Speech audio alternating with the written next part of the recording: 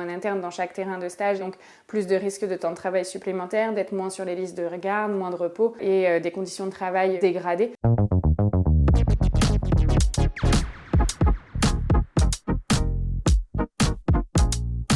C'est le syndicat des internes des hôpitaux de Paris. C'est le syndicat qui rassemble tous les internes des spécialités médicales, à l'exception de la médecine générale qui a son propre syndicat. On en a un petit peu plus de 2000.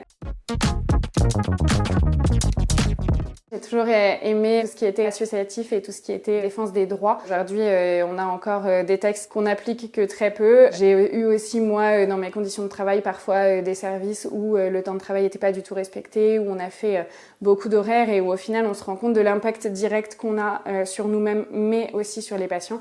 Et je pense qu'aujourd'hui, si on s'organise bien et si on prend le temps d'aller voir tous les interlocuteurs, finalement, on peut donner des bonnes conditions de travail aux internes, qu'on ait un climat qui soit quand même beaucoup plus favorable et finalement travailler de manière efficace et au bout, c'est le patient qui va surtout y gagner.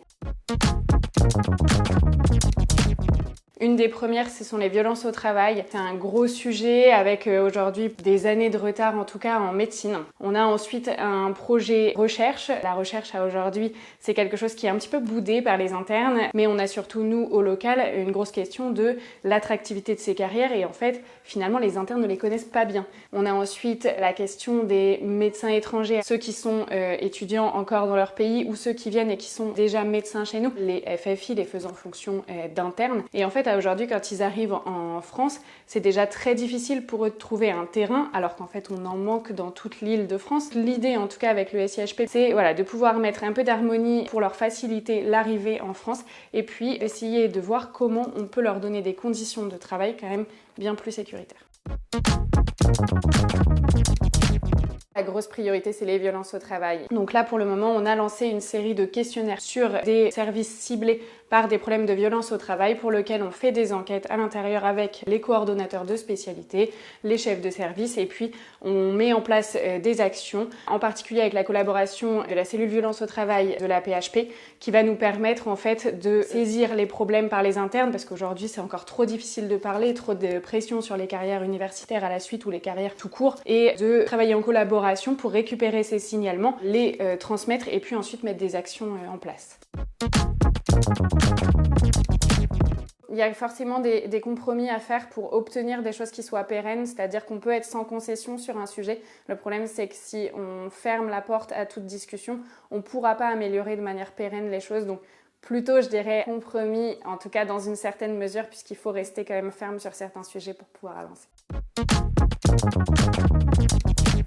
J'ai hésité finalement entre la réanimation, la médecine d'urgence et la santé publique. J'ai vraiment cette volonté dans mon service de voir les choses un peu dans la rapidité. Il faut faire le diagnostic, c'est un challenge finalement au quotidien. C'est vrai que j'ai beaucoup de mal finalement à être dans un même service et à voir les patients tous les jours. La question de la santé publique était que finalement je peux faire médecine d'urgence et santé publique, mais je ne pouvais pas faire l'inverse. Donc j'avais vraiment envie de garder le contact avec les patients.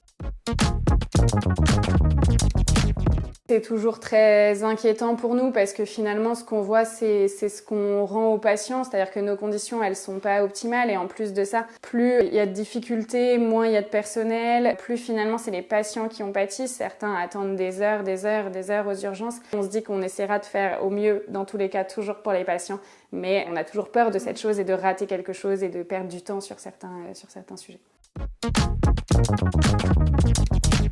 On sait que normalement c'était 215 prévus en moins pour Paris. Probablement que ça sera un peu moins, mais la grosse question elle va être en fait sur les conséquences. Ça veut dire moins d'internes dans chaque terrain de stage et donc plus de risques de temps de travail supplémentaires, d'être moins sur les listes de garde, moins de repos et des conditions de travail dégradées. Et puis l'autre chose, c'est que les internes sont devenus nécessaires aux soins et ne sont plus uniquement en formation. Et donc on se rend compte de la pression qui existe sur les épaules des internes et ça montre tous les soucis qu'il peut y avoir dans l'hôpital public aujourd'hui et donc du manque de personnel. Tolérance zéro, très bien, mais quand est-ce qu'on s'y met ?